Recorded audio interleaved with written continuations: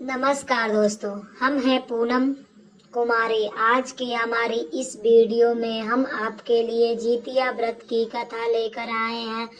एक समय की बात है, नर्मदा नदी के पास कंचनवटी नाम का एक नगर था। नदी के पश्चिम दिशा में मरुभूमि धीरे, जिसे बालूहटा कहा जाता था, वहीं विशाल पाकड़ का एक पेड़ था। उस पेड़ पर चील रहती थी। पेड़ के नीचे एक खोखर था जिसमें सियारिन रहती थी।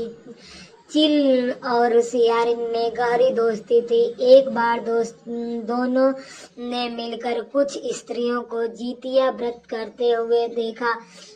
तब उन्होंने यह व्रत करने का संकल्प किया। फिर दोनों ने भगवान ज्योतवही की पूजा काल करने के लिए निर्जला व्रत रखा। व्रत के दिन उस नगर में एक बड़े व्यापारी की मृत्यु हो गई और व्यापारी का दाह संस्कार उसी मरुधर पर किया गया। दिन बीतने के बाद जब रात हुई तब वहाँ मौसम खराब हो गया। बिजली कड़कने लगी और बादल गरजने लगे। वहाँ पर बड़ा तूफान आ गया। अब सियारिन को भूख लगने लगी।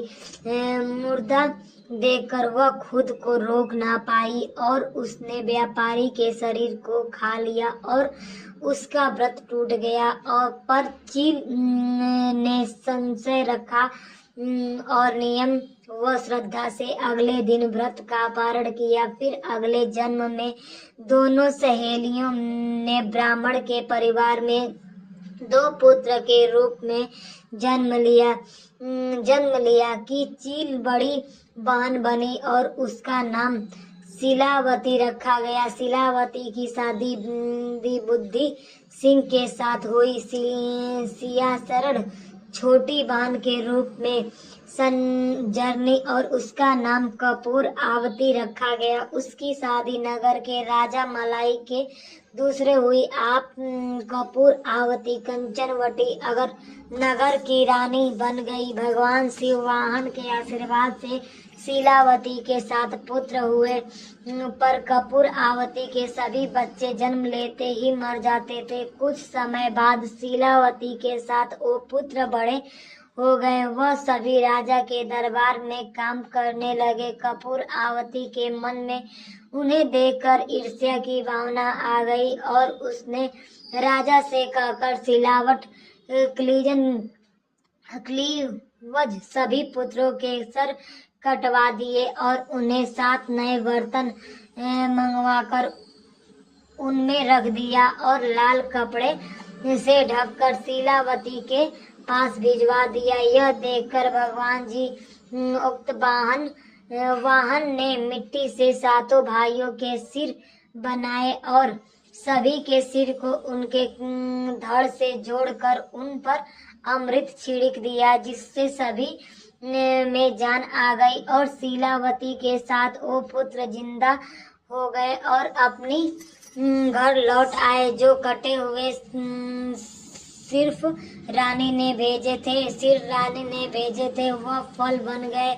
ये दूसरी और रानी कपूर आवती शीलावती के घर से पुत्रों की मृत्यु का समाचार सुनने के लिए व्याकुल थी। जब बहुत देर तक कोई समाचार नहीं आया तो कपूर आवती स्वयं यह बड़ी बहन के घर चली गई। वहां सबको जिंदा और खुश देखकर वह बेहोश हो गई। जब उसे होश आया तो अपनी बहन को उसने सारी बात बता दी। उसे अपनी गलती का पछतावा हो रहा था।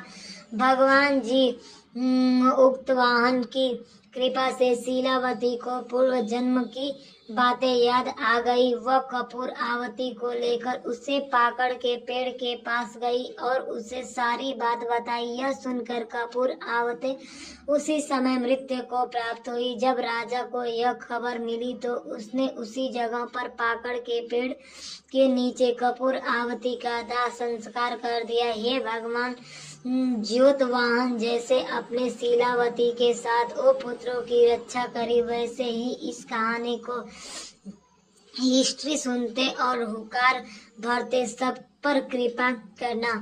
हर हर महादेव। जय ज्योतिया मैया। सबकी पुत्रों की रक्षा करना। चाहे वो लड़की हो या लड़का, सबकी रक्षा करना। हे भगवान, हे जीतिया मैया, आपका कोटि कोटि प्रणाम करती हूँ।